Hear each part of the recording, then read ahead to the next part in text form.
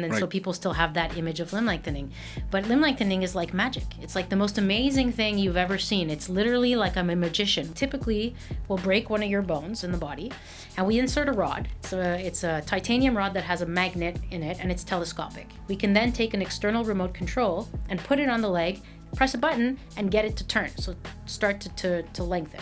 The place that I find, especially for the male patients, that they feel it the most is with their male peers. That is the number one thing that people tell me. It's at work, in sports, in their social settings, but not for getting the girls or getting the dates. And for sure that helps, but I think the guys who have enough confidence and they're able to get that, they're able to have those relationships, it really bothers them with their male peers. I got patients tell me, people move out of my way when I walk on the sidewalk. Or like just the smallest things that really show that they now have a more imposing presence. Exactly. You're gonna feel like you're handicapped for 6 months. That is a hard thing. If you've never had to use crutches or a walker, if you've never had to navigate a city, getting in and out of a car, getting up and down stairs on crutches, you have no idea what you're signing yourself up for. It is like you feel like you're disabled.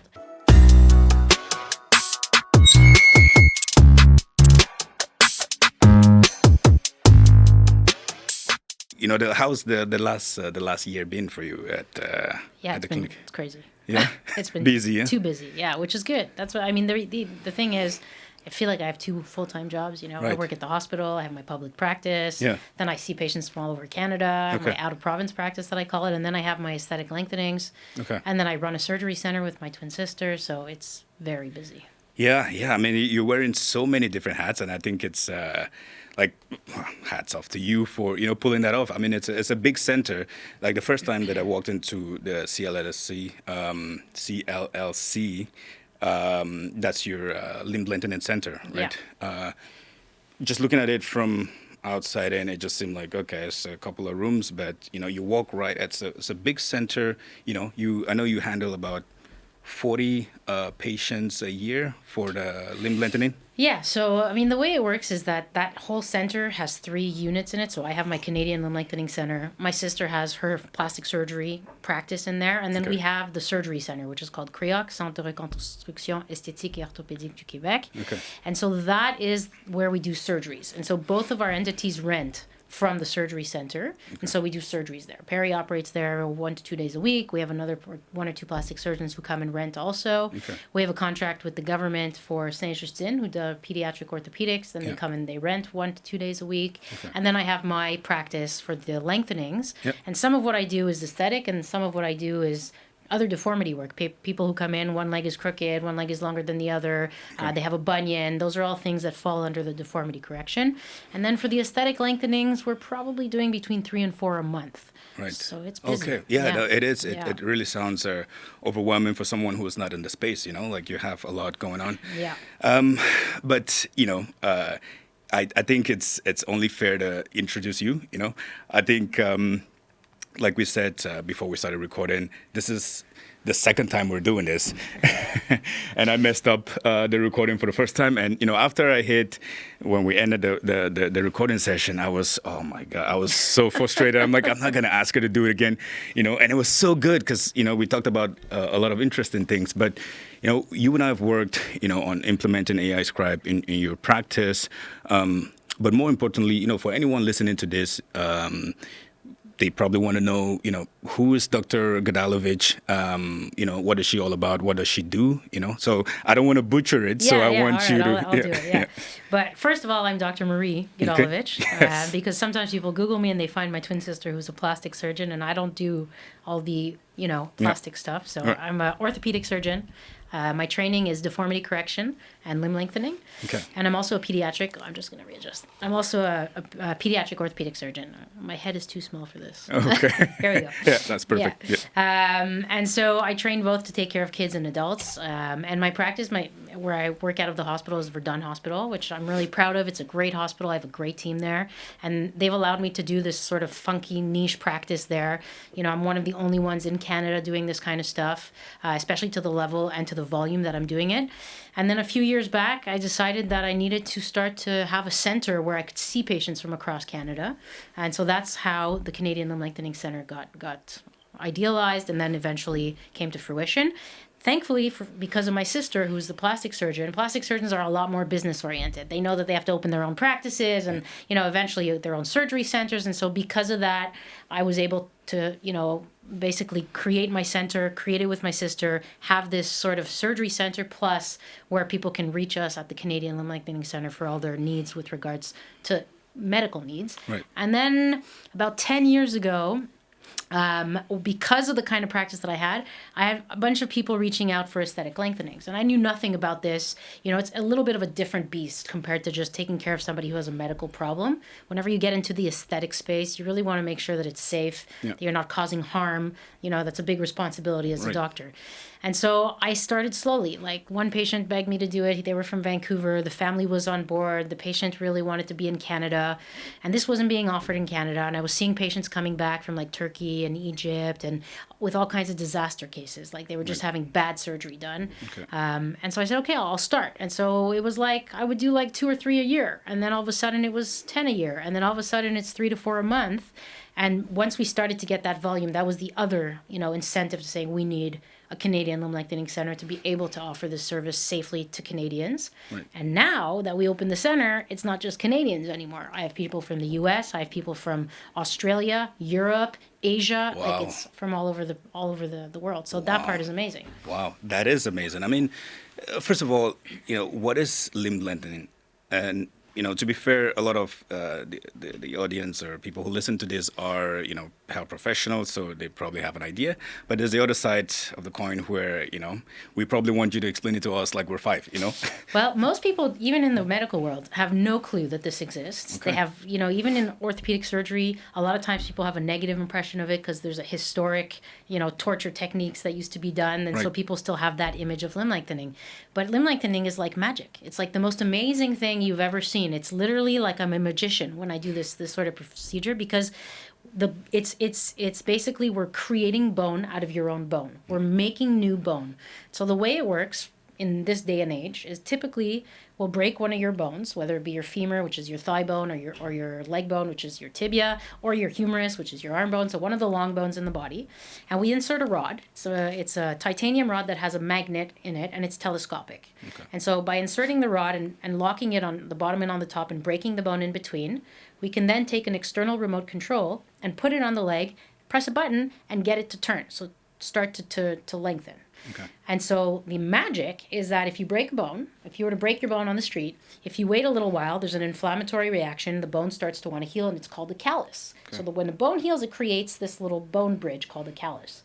But instead of letting the body just do that, we trick it, and we start pulling on that callus. Mm-hmm. And we do it like millimeters a day. So it's literally a millimeter or less a day that you pull on this, and then you can create new bone. And in patients who come to see me for aesthetic lengthenings, we go and create 8 centimeters of new bone. They get 3 inches of height. So, and in some patients that come to see me where they've had a tumor or a trauma or an infection, we can recreate 16 centimeters of bone. Wow. So it's magic. It's really, and you watch this bone grow as you create this space. So it really is an amazing development. It's historically we used to use what we call external fixation. Yes. And so people call them the cages, and those had a lot of problems because people would get infections, and so that's sort of the historic perspective that people still remember. Right. But now with this new technology, and it's not so new, it's like 20 years old now, we can do this lengthening with all internal hardware and not have those kinds of complications and create this magic. Wow. I mean, because it's something that needs a lot of education, right? Yes. And we're going to get into a few things here because when I watch a lot of YouTube videos on people talking about this, it's usually guys, right? Yes.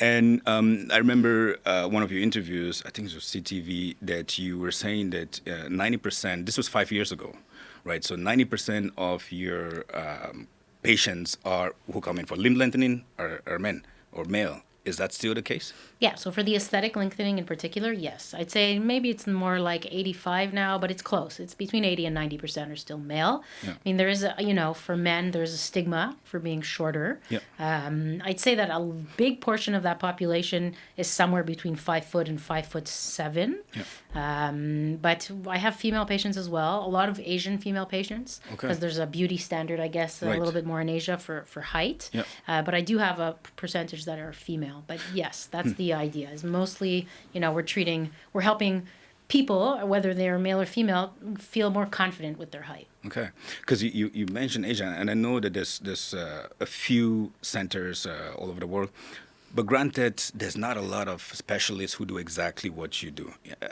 Correct me if I'm wrong, but it's like less than 20 physicians who perform this procedure? Yeah, I mean, aesthetically? cosmetic lengthening worldwide, we're not a lot, for sure. I mean, generally for limb lengthening deformity correction, yeah, I think, in the US and Canada, we're maybe 500 to 600, mostly in pediatrics or for trauma and stuff like that. But for cosmetic, yeah, we're really not a huge number. Okay. Yeah, so, because I was looking at, people who online who say, we went to Turkey or we went to India, wherever, and they had some complications and they have to then come back and see you. And some of them mention you by name, right? So we went to see Dr. G, in Montreal, and she fixed the correction. So what kind of corrections, just to, I'm aiming to at least inform and educate people like myself that have no clue about this, right? So what do we expect when it comes to complications and, the risk? So everybody can have complications. I'm not going to say that I'm a perfect surgeon, and if I knew how to predict who would have a complication, that would be the genius thing. Yes. But the issue is that some of these places that are doing these limb lengthening for cosmetic are using either archaic techniques. So they're using an external fixator, or they're lengthening over a regular nail. They're not using the latest technology. Yep. Some of them are reusing nails. Some of them are doing, very dangerous techniques where they're lengthening more than what's a safe amount, or they're lengthening without looking at the function. So when we do lengthening, I always tell patients, we're not going to compromise your function for your height. If you can't get the amount of range of motion that I need, if you start walking on your tippy toes, if you can't unbend your knee, those are all things that we don't allow to just stay there and continue lengthening. So that's how you would do it safely. But if you do ignore all those things and you allow yourself to create a gap of 8 centimeters with no bone in it, even though you should have stopped or slowed down and allowed the bone to grow before you continued, or if you allow patients to walk on their tippy toes because you want to continue lengthening and don't care about their mobility, well, then I get patients coming back here, they haven't walked in a year and a half, they're on their tippy toes, they're in wheelchairs, sometimes they get deformities, non-unions, infections, so it can be devastating. We've had some patients also get nerve injuries, and those are very hard to fix. So a lot of things I can fix, but it takes multiple surgeries. Sometimes it's on the patient's dime. Sometimes it's on the taxpayer's dime, depending on how bad things are. And so it's really unfortunate that you've gone to do a procedure where you're hoping to save money by going to a place like Turkey, and then it ends up costing you both in time, energy, and your life experience, which is right. I unfortunate. mean, you mentioned one thing that these patients, it takes them about a year and a half to walk. That just sounds scary, right? Like you're losing your livelihood, your job and everything, depending on what you do. And that's not the case if you're doing it safely, right? If you're doing it safely, generally it's 6 months on crutches, and then you're gradually losing the crutches. But there's still a portion of time that the patient needs to adapt to being less mobile because of the surgery. So for sure, it's a huge commitment from a patient perspective. But when it's done safely, you're not talking about a year and a half, 2 years of continuously trying to treat a problem that you've now created from an aesthetic procedure. Okay, all right. So you just answered my question there, because I was like, what's the norm? When there's no complications, because I remember one of your videos, you're talking about how the patient's supposed to get up.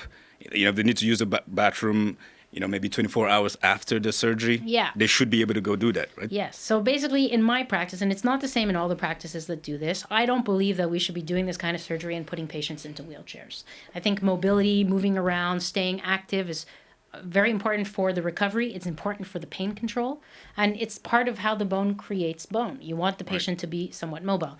The issue we have is that the technology, the way it currently stands, has a weight limitation, and that's the next big jump. Once the technology catches up to us, which basically will allow patients to put their full weight on their legs, we won't have this issue anymore. But for now, there's about an 85 pound weight limitation per leg. And so most patients in my practice can stand, and then when they walk, they have to put 50% of their weight in their arms. And so that's something that they do for the first 6 months after surgery. And so that's quite a long time. But they're able to move around. We get them up an hour after surgery. They walk to the bathroom. So they stay one night at the hospital, and then they're ready to go home. Because once you're able to walk, eat, go to the bathroom, and the pain is well controlled, you don't need a hospital stay anymore. Okay. So do you help coordinate? Well, let me take it back. For someone like me, so if I was thinking about this, so let me take it 2 steps back, right? Because I've seen a lot of videos where, patients who've done this, they gave so many different reasons why, maybe they weren't able to get that acting career, or they can't get the girls that they want, a variety of reasons, right? And, to each their own.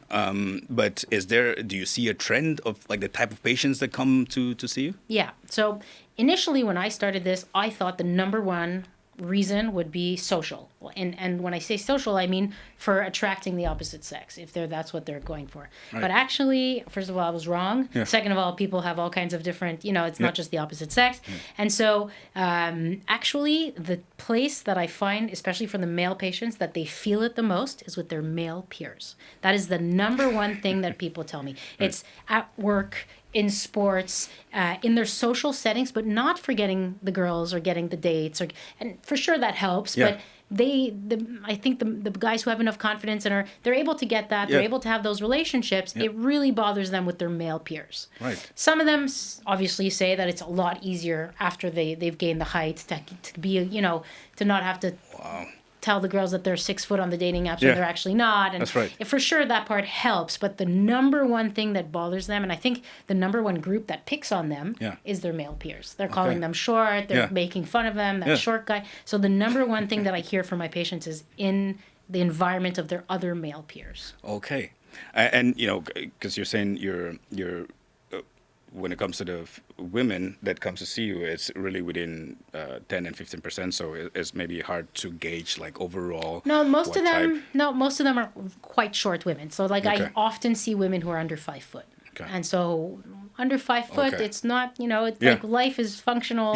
And it's a little, 5 foot is not that. I mean, I'm like the perfect bad poster child for what I do because I'm 5'2". Okay. And so, but I don't feel 5'2", and that's the thing about it, Like when people meet me, the funniest thing was I'll never forget during COVID, all our meetings were like online, and so finally I go to a meeting in person for an orthopedic conference, and this guy comes up to me and he's like, orthopedic surgeon, 6 foot tall, whatever it is, and he goes, "Are you that limb lengthening surgeon?" And I'm like, "Yeah." He's like, "Man, you're short."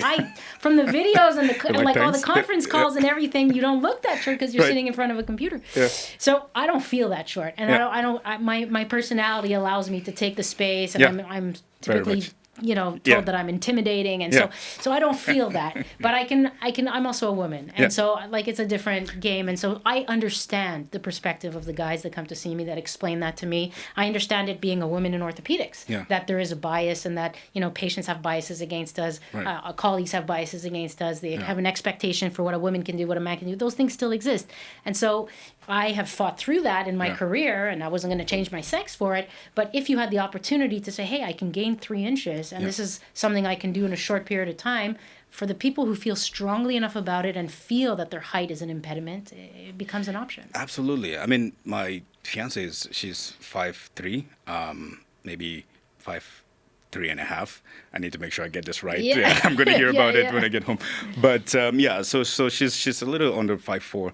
And we joke around like I'm close to 5'7" too, so I'm not super tall myself, but I've never thought about it, right? It's never been an issue, it's never been a limitation for me for anything that I do in life. But when I watch the videos and I go online and I see the patients that are doing these procedures and the mindset that they have to have and the stigma behind it, as a guy, to go ahead and do something like that, because you do a procedure like that, and then you there's that question of the genetics, like if you have kids they won't be tall, so are you deceiving? I mean, I'm sure that a lot of this you don't get involved, but my question. But these are questions of patients. I mean, they ask for my opinion sometimes, for sure, because for sure once you go out into the world presenting as a taller human, what disclosure do you have to give to like the person who's going to be your partner if they're not there, they don't know? Yeah. I mean, it's a great question. I don't have the answer. I know I get a lot of text messages from people who know that I do this. There's like a recent movie that came out where one of the I can't remember the name of the movie, but where the guy gets limb lengthening, and it's brought up in the discussion. It was a recent movie. Huh. But, yeah, Matt Damon, maybe? I don't know. Anyway, okay, yeah. So it is something to consider. I think they don't think about that so much. And honestly, a lot of the patients that I have already have partners, already have kids. Right. So it's not so much a consideration. I think it's mostly to help their self-esteem. A lot of them in the business world feel like it's an impediment. Some of them are in the sports world, and they also feel like they just, they love it. And once they get it, that's a thing that and when I started my practice, maybe 20% of my patients would come back to do because you can do the thigh bone, which is the femur, and get 3 inches. Yeah. And then you can come back and do the leg bone, which is the tibia, and you can get 2 inches. So the total you can get is 5 inches. Okay. And I have some patients, a lot of patients now, that do the first one. And even though they're happy with their height, they're like, oh, that was so worth it. And they come back and do the other one. Because they appreciate that height so much. It makes such an impact for them in their day-to-day life that they just... And it's little things. I have patients tell me, people move out of my way when I walk on the sidewalk. Or like just... the smallest things that really show that they now have a more imposing presence. Exactly. Yeah, that's so interesting. I mean, I have so many questions about this. We only have an hour to be able to get through this, but there's a guy who was talking about in the U.S. somewhere in the States who said that he did his at 50, right? And so you just touched on it where. He said that he was set in life, like he has a wife and kids, and he has done well in terms of his career. So he just did it for him. Yeah. Because sometimes, as much as we try to fool ourselves, we sometimes, a lot of our decisions, there's an aspect that we're doing for other people, right? For whatever reason.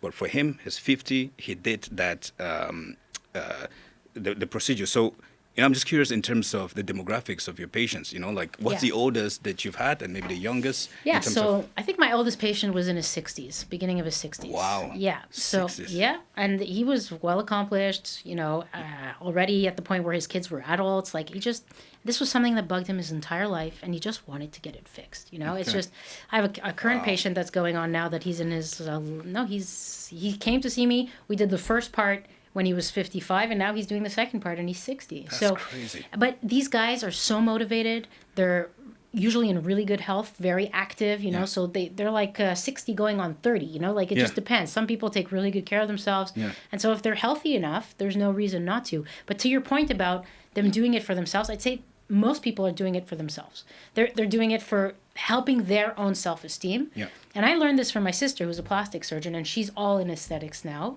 Yeah.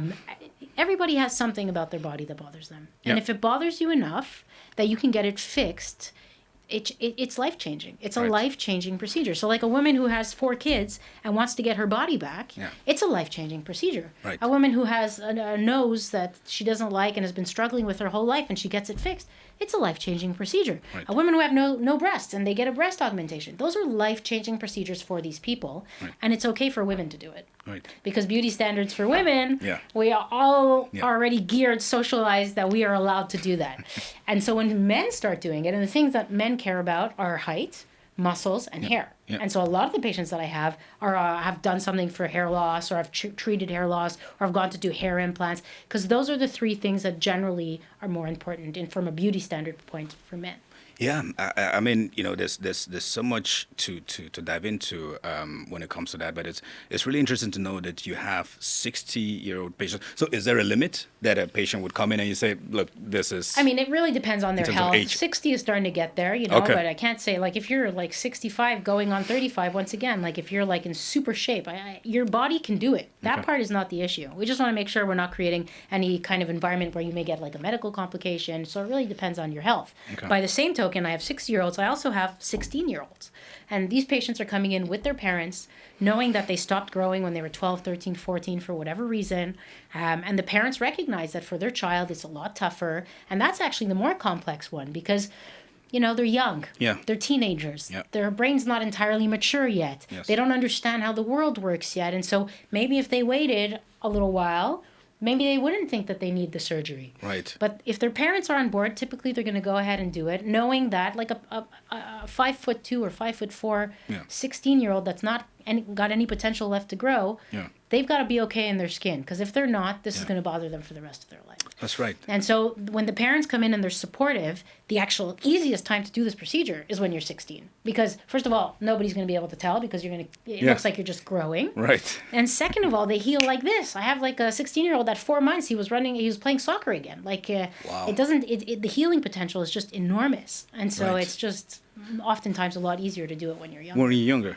Right, so it's almost recommended, No, I'm not recommending it. Yeah, okay. But I'm saying that some people have a real take issue ethically from doing it on kids who are younger because they haven't maybe had time to think about it. Yeah. But they all see it as an investment in their future. Similarly, some parents will go see like an endocrinologist and talk about growth hormone before the kid's done growing when they see that they're going to be short. Yeah. And in some countries, that's standard of care. Yeah. In Canada, it's not. And so I would rather recommend saying, well, if parents find it very, very important that their kid have a certain height, especially if they're a boy, and they go see those doctors when they're younger, and they get refused, then they're lining themselves up to have this surgery when there could be a different treatment that would avoid this surgery. Right. Right? So surgery is a whole different ballgame compared to getting a medical treatment that might be able to get your height. Okay.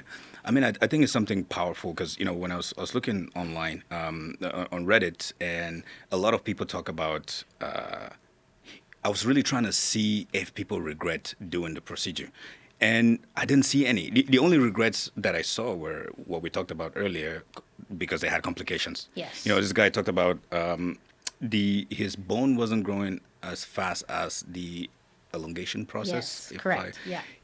And I guess that the center didn't take note of that process or monitor him properly. I'm no specialist here, so I might be butchering it. But, I haven't seen anyone who really says that, I wish I could go back to being shorter because, there is no complication after the rods are taken out, right? Yeah. So if anyone who's listening to this and they're wondering what the process is like, so I want to be able to do the surgery in, X amount of time, and to contact your center, what's that experience going to be like?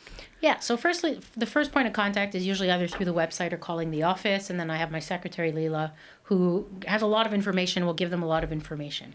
The first contact with me is usually a virtual consult, just because we have patients coming from all over the place. Obviously, if you live in Montreal, you're welcome to come in person, and we can do it all at the same time. But generally, the first point of contact is a virtual consult, and we talk about their expectations. We look at, logistically, how easy or hard would this be to do for you? Can you move here for 3 months because you have to stay in Montreal for 3 months?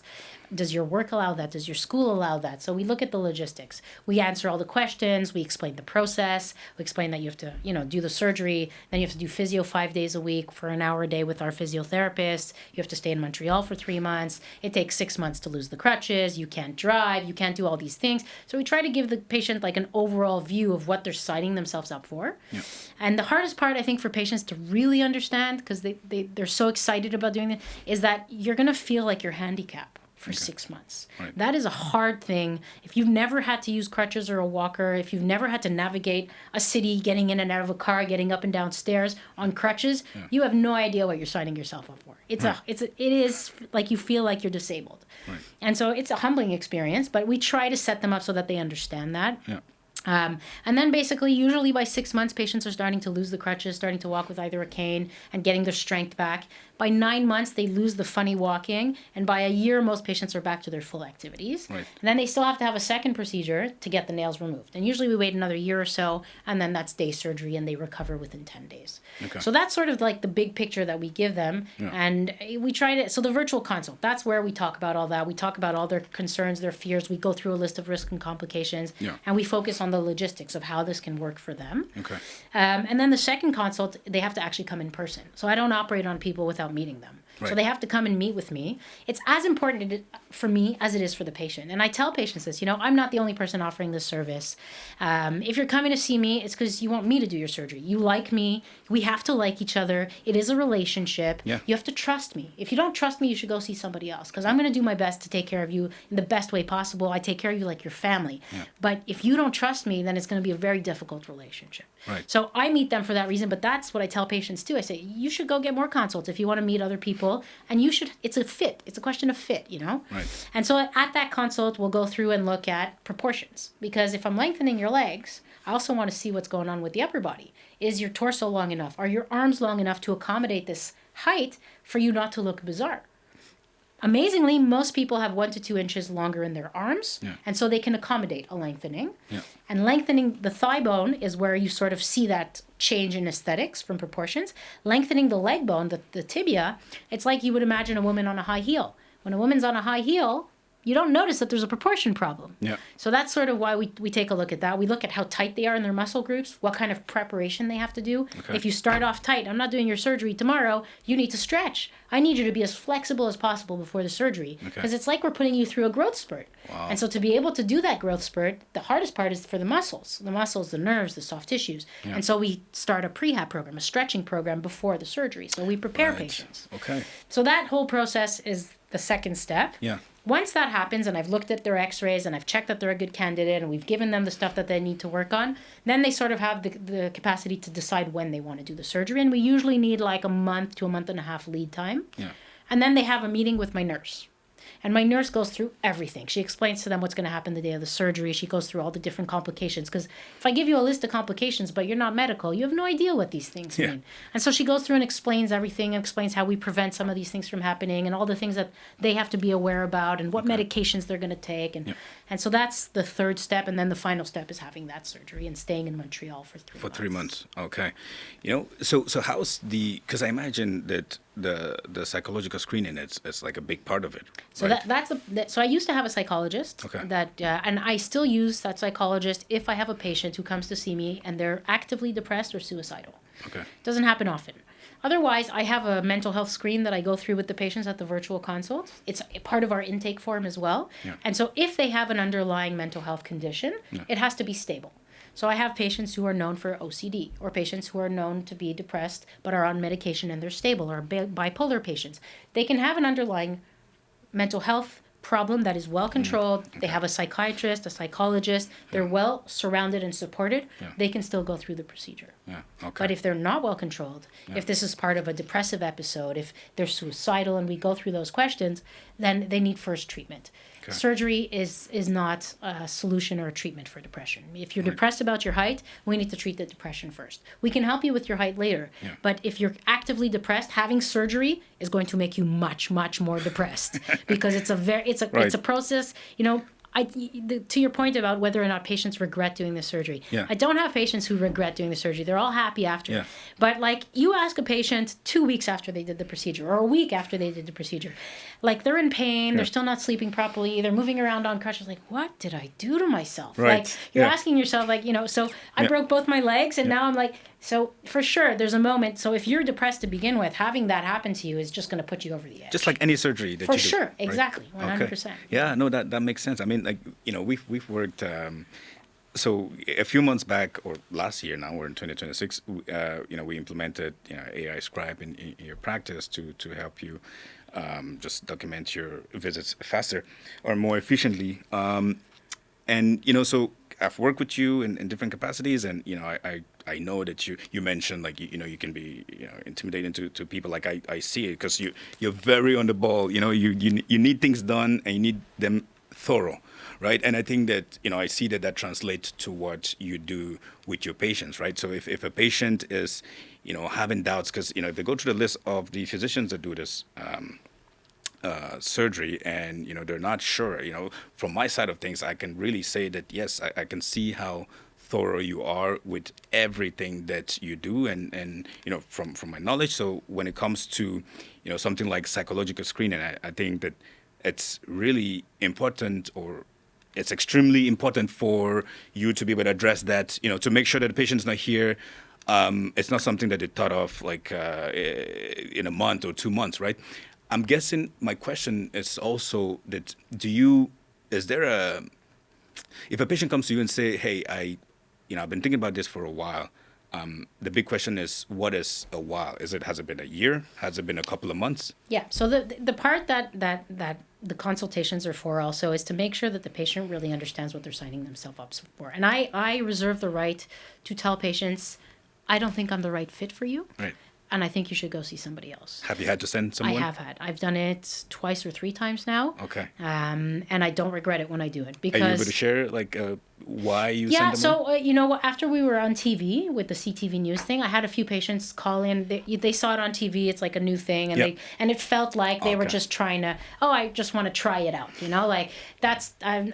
Yeah. So that's not. I had a patient who, it seemed like they were not stable from an anxiety standpoint, and so I was concerned about that, and then when I tried to address it, they were not open to it, so it's not a good fit for me, So I've had 2 or 3 patients like that, and they've had their surgery done somewhere else, and then they came back, and then I had to deal with them anyways. Right. And so, and I'm happy to take care of people, so, once they've had a problem or they're not able to deal with the place that they're at, I was still open to taking care of them, but I felt certain when I refused them that they were not the right fit for me. Right. It's a question of fit, and also that I didn't feel like they knew what they were signing themselves up for. So that part is important for sure. It's very important. And so, how much is this procedure? And are there ways that for patients that can't afford it? Yeah. So I think one of the biggest deterrents is cost. Okay. And in a way, it's a good. In a way, it's a good thing that the cost is high because it makes sure that the patients are certain. Yes, exactly. Yeah. For those who don't have exceedingly large amounts of money. Yeah. But it is also the downside because I'd love to be able to offer it to more people. The biggest cost of the surgery is the technology. So those intramedullary magnetic nails are now like $30,000 each Canadian. So just for the nails, we're like at $60,000. So it's a lot of money. Yeah. Okay. And then there's like 3 months of physio, which is around $8,000 or $9,000 or something like that dollars for the 3 months. So the cost goes up quickly. So right now we're able to hold it at around 96,000 Canadian for the femoral lengthening, and it's about 5,000 more for the tibial lengthening. Okay. And we've had to cut down, try to really squeeze our prices because of that huge jump in the price of the technology. Hopefully there'll be some other options coming up for patients. There's going to be some new companies putting out this sort of device. Okay. Hopefully their pricing will be competitive. Yeah. The issue is this device that we're using right now has been on the market for 20 years. We know it, so it's one works. of those things. Yeah, it's tried, tested, and true. Right. The newer devices, some patients might decide that they're willing to try it out. I'm not willing to guinea pig my patients. Maybe after it's been on the market for a little bit, we see some results, then I'll be able to offer it safely to those patients, and hopefully at a lower price point. Yeah. But there are a few companies in Montreal and across the country that allow patients to get a loan and pay it back on a monthly, that even if a bank refuses you. Yeah. They're meant for cosmetic surgeries. Yeah. I think one of them is called Beautify. And so they work in conjunction with us. And so basically we don't really connect with them. We just give the patients the option. These are the things that we know exist out there if you're looking for funding. Yeah. Generally speaking, the best funding comes from the bank because these people take a much bigger interest rate. But if you're not able to get that from the bank, it's always an option. And patients will use that and do a monthly payment plan over the next 5 years or something and pay it off. Right. Okay. What's crazy is I saw this guy on I think it's Instagram or YouTube somewhere, who went from 5'11". First of all, 5'11", you're good, right? But he went from 5'11" to 6'6". Yeah. 6'6", and I'm like, so first of all, he looked awkward, Yeah. very disproportionate, buff dude, but his legs were just it just looked like he's kept like this since he started going to the gym, Yeah. And so it just got me thinking: is there a limit to how long, the length that you can extend the bones? I mean, so we do measure proportions, and we look at, like I said, torso, arm length, and we look at the proportion between the femur and the tibia. Typically, your thigh bone to your leg bone is about 80% of the length of your thigh bone. Yeah. But generally, if somebody comes to do a femoral lengthening, a thigh bone lengthening, their thigh is going to be somewhat longer than their leg bone. It's part of the way it looks. Yeah. People don't really notice that kind of aesthetic. But I have had, so first of all, 5'11" or not, it's not so much the actual number, just like you said, you're 5'7", you feel fine. It's really about how they feel about their height. Yeah. Now, obviously, if you're 6 foot, but your family is all 6'7" because you come from Holland. Yeah. Then it's all relative. So Right. so it's possible that somebody feels that way, even though objectively we think that they have a height that shouldn't really be an issue, warrant that. So it's more about how they feel. But there are some people that are taking it to extremes. So I have patients that have come back to see me after they've done their thigh lengthening and their leg length, their tibia lengthening, and they say, I want to do it again. And I say no. Right. I say no because I don't think that it's going to be functionally a good thing. I think that we've done pushed an it. amazing thing getting you 5 inches or 5.5 inches. Yeah. I'm not comfortable saying, sure, let's do the whole thing again and get you another 5 inches. That being said, I have a population of patients that have skeletal dysplasia, like known, what we call dwarfism. So it's called achondroplasia. It's called skeletal dysplasia in proper terminology. Yeah. And basically these patients are between 3 foot and 4 foot, and they have a medical condition. Yeah. And those patients, when they come to see me, we start lengthening them at 10, 11, 12 years old. Yeah. And we lengthen them 3 times in their lifetime. We'll lengthen their legs, and then we'll lengthen their arms. And so they'll get, a femoral and tibial lengthening for 15 centimeters, get a second femoral and tibial lengthening for another 15 centimeters. Then we'll do an arm lengthening for 10 centimeters. And then most of them are around 5 foot. Wow. And then they can decide if they want to do a third lengthening. And we call that extensive limb lengthening. But they have an underlying medical condition, first of all, that we want to get them to a functional height. And second of all, their medical condition gives them the ability they make much better bone because of this kind of skeletal dysplasia they have. And they're extremely hyperlax. So it allows us to create this lengthening without having these functional problems. Okay. So that's a different ballgame. And so in those cases, we do it again and again. Yeah. But that's the exception. I don't do it for cosmetic purposes. Now, I have had patients where the first lengthening, for whatever reason, we weren't able to get the full amount of the 8 centimeters or whatever it was, and they want to come back and get what's left, and that's actually okay. So we'll try to get whatever they weren't able to get the first time around for whatever the reason. So there are some exceptions, but generally speaking, I'm not into the extreme makeovers. It's already like something that people consider extreme. Right? It's magic. 5 inches. Yeah. But I always say this when I give the talk on this. Yeah. And I give a talk that's called When 3 Inches Matter. If you have never watched an abdominoplasty, it is a very radical procedure also. And women go through it all the time. And the complication profile is identical to the limb lengthening surgery. And so if you have a problem with limb lengthening, then you should have a problem with cosmetic plastic surgery also. Right. If you don't have a problem with cosmetic plastic surgery, then you also shouldn't have a problem with cosmetic limb lengthening because it's the same. Okay.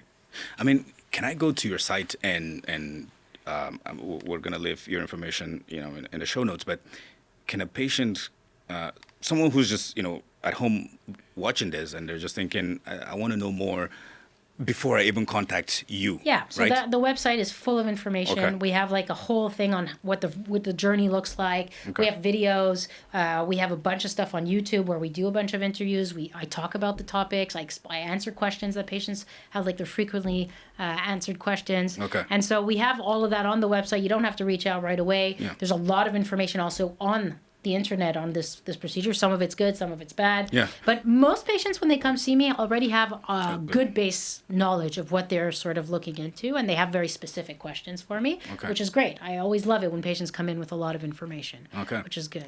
I'm going to try not to get you to repeat yourself because we talked about this the last time we recorded, but I'm still curious how, what was the journey into, first of all, just choosing medicine as a career? Yeah. Right? So let's take it back for a second. Yeah. So medicine is an interesting one. I think when I was in grade 4, my parents tell me that I already said I want to be a doctor. So I don't know. I don't remember. I don't know why. But it seems like I had sort of that inclination that this was what I wanted to do. Yeah. And then when I was 16, my sister got into a really bad car accident. And so she had a fracture of her spine. Ooh. And I was in that car accident with her. And at the time I was a lifeguard. And so I actually applied like first aid care to her at the scene of the accident because I came out like with nothing on me and she was really badly mangled. Right. And so that was a bit of a traumatic experience, but it also allowed me to see that I wanted to help people in that sort of capacity. Yeah. And that was my first introduction to orthopedics. So she was at the Children's Hospital, had this thing called the chance fracture of her spine, had to be in a body cast, which was it was hilarious eventually because she had this like massive body cast on, and I would wheel her around in a wheelchair, and she had like a hole here in the middle. So people would always think she was pregnant and then go and put their hand in. It's like a hole. It's not a belly. So so that was my first introduction to orthopedics. Yeah. Then I had decided I wanted to be a doctor, but my twin sister had decided she wanted to be a judge. And then she switched after her car accident and decided she also wanted to go into medicine. Okay. And so we got into med school together at McGill. And I was like a super softie. Like when I say soft, like my sister was hardcore. I know it's hard to believe. I know it's really hard to believe now. But at the time, the first time I went into an operating room as a medical student, I fainted. Like just the fact that everybody was like sterile and you had a mask on, and I got super claustrophobic, and the patient on the table, they were doing like some kind of a wake procedure, and they were like and eyeing, and I was out. I passed out. That was it. So like there was no way I thought I was going to be a surgeon, whereas my sister knew from day one that she was going to be a surgeon. Wow. But then I had like, experiences, and then as a second year med student, I went to the Shriners and I was in a pediatric orthopedic rotation, and I loved it. And from that moment on, I knew I was going to do orthopedics. So it was like a no-brainer. Orthopedics is really a separate kind of specialty in medicine. It's not like, we're not so much into the medications and the physiology, and we're more into the mechanical, like what I can fix with my hands, and like making people functionally better, and the muscles and the bones. It's very clean surgery. So that was really attractive to me. Yeah. And as a third-year resident, I went to do a rotation in Israel. So my girlfriend at the time was a med student there, and I wanted to spend a month with her, just random. And so I had to find something that they did there that we didn't do here to be able to go and do a 1-month elective. Yeah. So I Googled it and found this guy, Mark Eidelman, who does tailor spatial frames, which is these cages, the external fixation. Yeah. And I emailed the guy, said, hey, can I come do a rotation? I went to do a rotation there, loved it. It was the beginning of my limb lengthening deformity correction journey. They were fixing all kinds of war injuries, and they're using all this external fixation for deformity correction. And then he said, if you want to do this, you got to go to Baltimore to do your fellowship. And that's how I ended up going to do my fellowship in Baltimore. And, that girlfriend, it's out the window now, but that experience was because of that girlfriend and set me on my track to be able to do my career. So it's amazing how these random things push us in these directions. Yeah. No, that's quite the story. I think it's something that you're meant to do. Yeah, right? and I love it. It's really like, it's a passion. It's something that I'm very, very like in love with. I love what I do, which is super important, as you know. Yep. So this field really was a fit for me. I mean, because we're talking off camera that you run the center. You also work at a hospital. But you're essentially just running your clinic at the same time, right? So you're an entrepreneur at the same time. So is there such thing as balancing all of this out?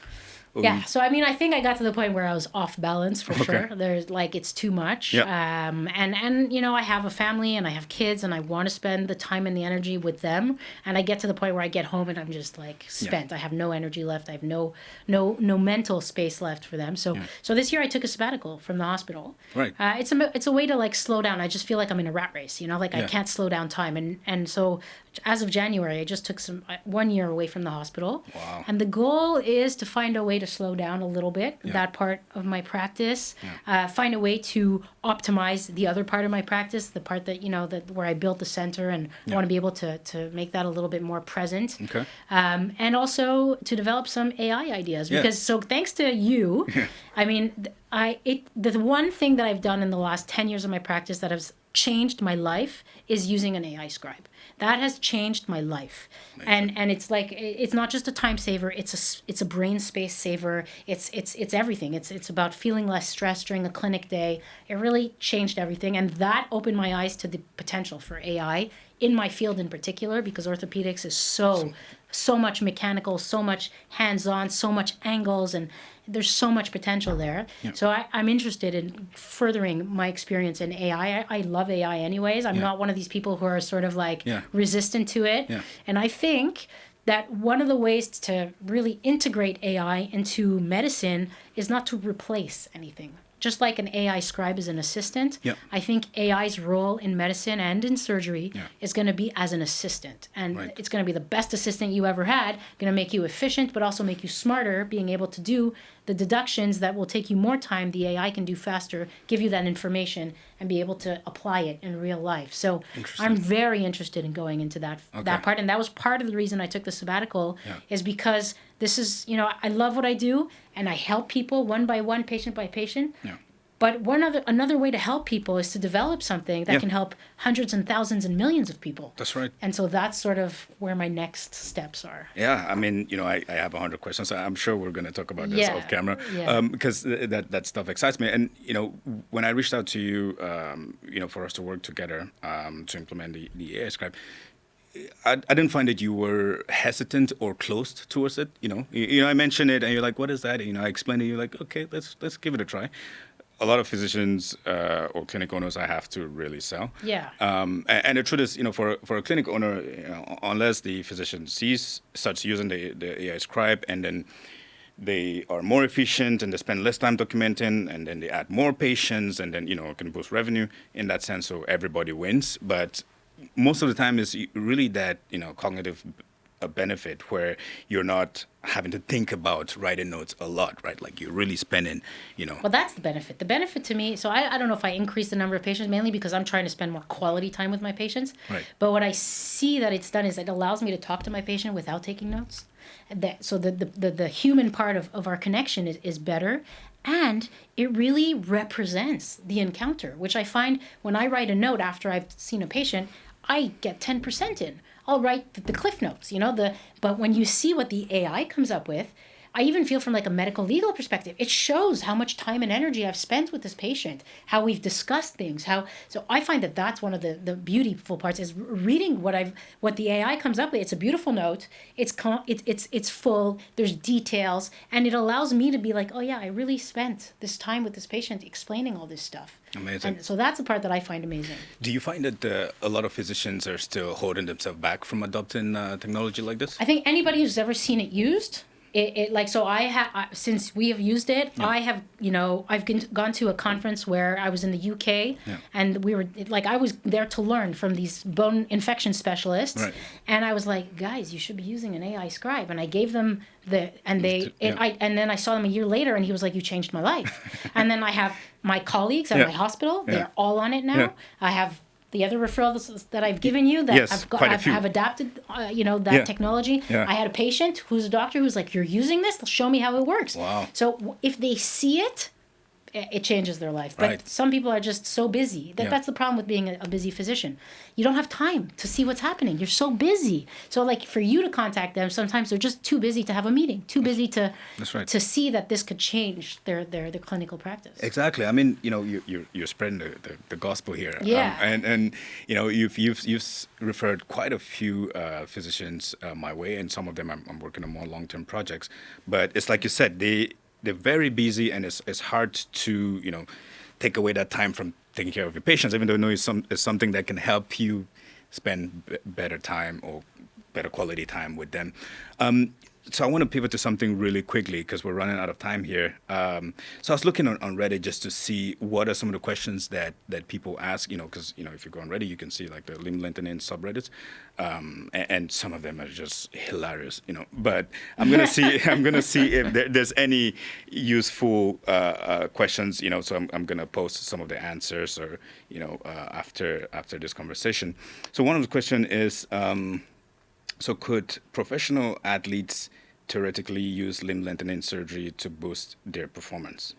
Yeah, so I get that question a lot. The short answer is no. So I have patients who are athletes. I wouldn't call them professional, but they're very high-level athletes who are coaching, playing college-level sports. Their goal was not for the sports, because I would have said no anyways, but their goal was because of their life, and they have been able to go back to that level. But I wouldn't say that it boosts it. And if anything, I would argue that even though they feel like they're back, it's untested. I don't know that they're really back to their full level. Like, like if you were an Olympian, like you need every %. Yes. Maybe you're going to lose a couple of %, but for most people, it doesn't change anything. Right. But gaining height has an advantage in sports for sure. But, to get back that muscle mass and to get back all that functionality, it takes a lot of work. Yeah. My patients who are those high-level athletes have told me they got there. Yeah. But did they get further? I don't think so. So it's not used to boost. Okay. Because, a lot of, in everything, right? Entrepreneurship, doing what you do, I think in a lot of performance tasks, you have to be, I'd say a lot of it is mental. right? Yeah. And so the people who come to see you, mentally, they're not happy with, so if they lose a couple of percentage physiologically, Yeah. but the mental, Yeah. there might be that. But the purpose of doing it, it's really, it's not, it's a gamble to Right. say that you're going to boost a professional. And, professional athletes are in a whole different ballgame. Right. This Right. is not the purpose of the surgery. I'm guessing no one can guarantee that, right? No, Yeah. and it's really not the purpose of the surgery. Right. No. So here's a very basic question, which I think is interesting. Can I jump the same height? Maybe you probably answered. Can I jump the same height as I could before? Yeah, so that's interesting. So it depends. Are you measuring from like the feet off the ground, or how high you're going to? Because you're going to be higher because you're Right. taller, but Yeah. how much you actually jump is probably the same. Right. So are you going to be able to dunk? Yeah, because you're further away from the ground. Yes, but how much vertical height from the floor to your feet? Probably the same. Okay. Wow. Probably the same or less, because now you're heavier also potentially. So who knows? Yeah. There's that aspect to it. So you have another question here. Should I aim to make the lengthened leg longer than my normal leg? Okay, so this is good. So this is the question. This question is about people who have a limb length discrepancy. Okay. So if you have one leg shorter than the other, Yeah. the biggest mistake any surgeon can make is to make your legs either exactly even or a little longer, because the leg that has been short, you have been living with that. If I make your legs exactly even, you will always feel that the short leg is taller, even if it's not.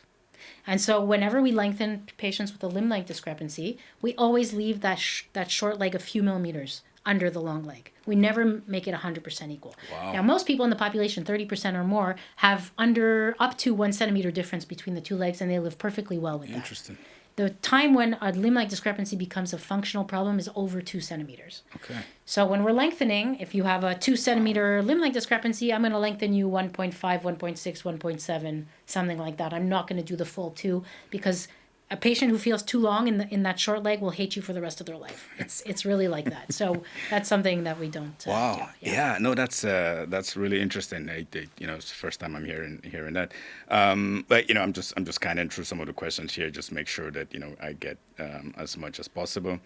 Well, I think you answered this, where should a 5'4" guy get limb lengthening surgery to improve dating prospects? It's literally from the dating subreddit, I mean, that depends on the guy. Yeah, if he's confident and he's getting the girls anyways, he doesn't need it. If he feels that he needs it because it's something that bothers him about himself, then he should look into it. Right. It's all about how you feel about yourself. There are many men who are 5'4" that don't need it. I don't think a guy that's 5'4" is ever going to say, hey, I don't feel it. Yeah. But if it doesn't bother them. Right. Yeah, no, I agree. So I think a lot of these questions we've covered them. Yeah, I think we really talked about a lot of when it comes to the social aspect, because someone's like, is limb lengthening surgery a viable solution for short men? Like a lot of these questions are surrounding that, right? So it's it is. It's definitely an option, Yeah. but it has to be something that has Yeah. to you need to want to go through the process Yeah. to get the height, because it's important enough for you you see it as an investment for yourself, right? Right. Yeah. So on the entrepreneur side of things, I mean, that's really one thing that I always like to dive into, because I can relate to that a little bit more. So how do you just get yourself in I know you took a sabbatical to be able to do other things and just recalibrate, but in terms of your day to day, like what is your day to day like? Like you wake up in the morning, the things that you do. Yeah. So that set you up. I thought I was balanced. Okay. So so before I took the sabbatical, I wake up at 5 o'clock every morning. I work out, so I have an hour to myself. I have another 20 minutes, half an hour computer time, coffee that I can get through some quick emails, whatever it is, and then most of the week I'm working, right? Yeah. That was how it was. So I would go from doing surgeries at the private hospital to going to the hospital to do surgeries. I'd have a clinic day, but I didn't have dedicated admin time so it would all get done evenings, mornings, in between. Right. So that was a mistake for sure, something to be fixed, having dedicated time to do admin, dedicated time.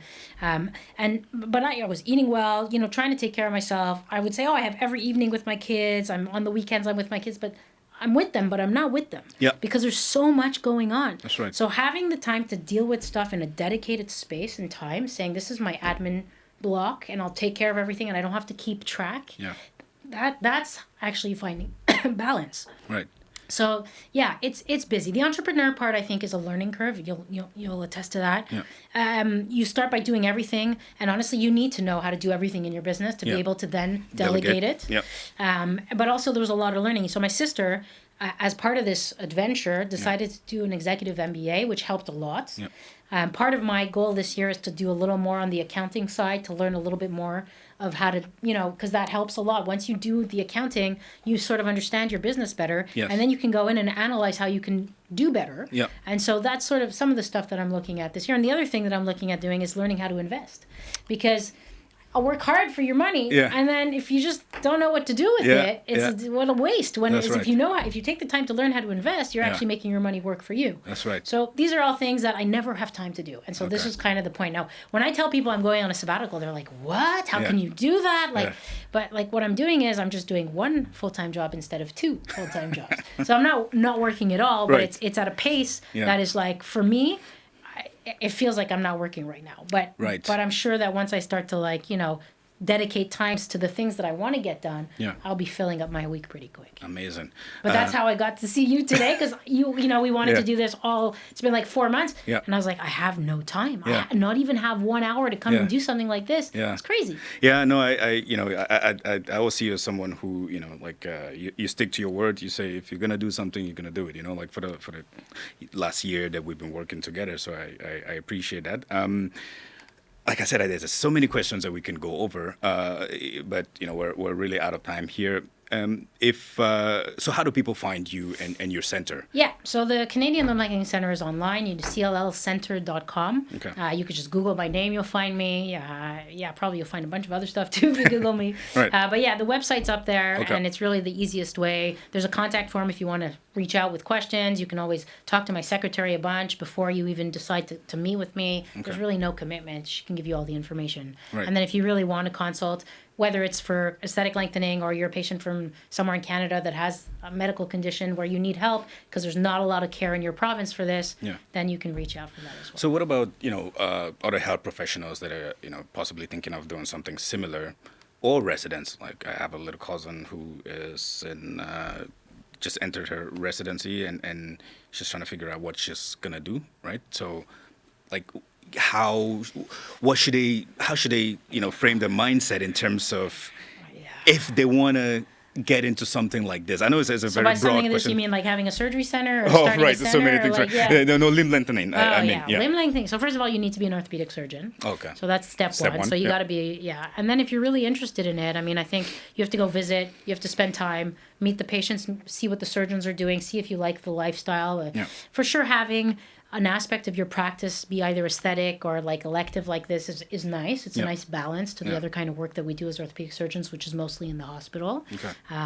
But it's a challenge.